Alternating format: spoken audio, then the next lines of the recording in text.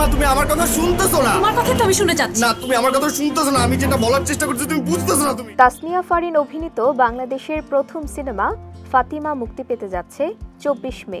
এ উপলক্ষে কিছুদিন আগে এসেছিল সিনেমাটির টিজার। 17 মে রাতে প্রকাশ পেয়েছে সিনেমাটির ট্রেলার। এতে পাওয়া গেছে আরও কিছু নতুন দৃশ্য, যাতে আরও কিছুটা ধারণা পাওয়া গেছে সিনেমাটি নিয়ে।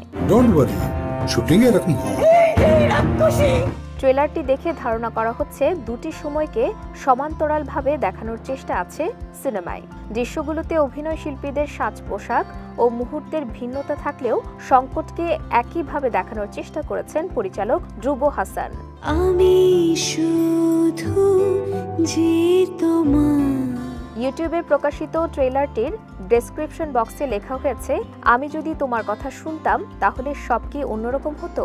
ফাতিমার প্রশ্ন হয়তো আমাদের সবার। সিনেমাটির গল্প আবর্তিত হয়েছে ফাতিমা ও সুবর্ণা নামে দুই মেয়ের জার্নি নিয়ে।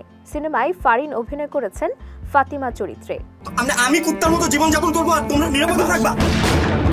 সিনেমায় আরও আছেন নিয়াস রোহান, পান্থ কানাই, তারিক আনাম খান, শাহিদ আলী সুজন। এরই মধ্যে ইরানের 42তম ফজর আন্তর্জাতিক চলচ্চিত্র উৎসবে পুরস্কারও জিতে নিয়েছে সিনেমাটি। ওয়ালটন ফ্রিজ কিনে অনেকের মতো আপনিও হয়ে যেতে পারেন মিলেনিয়াল। সেরা পণ্যের সেরা অফার। সিনেমাটির শুটিং শুরু হয়েছিল 2017 সালে। নাম ছিল দাহকাল। বিভিন্ন কারণে সে সময় কাজটি শেষ করতে পারেননি নির্মাতা।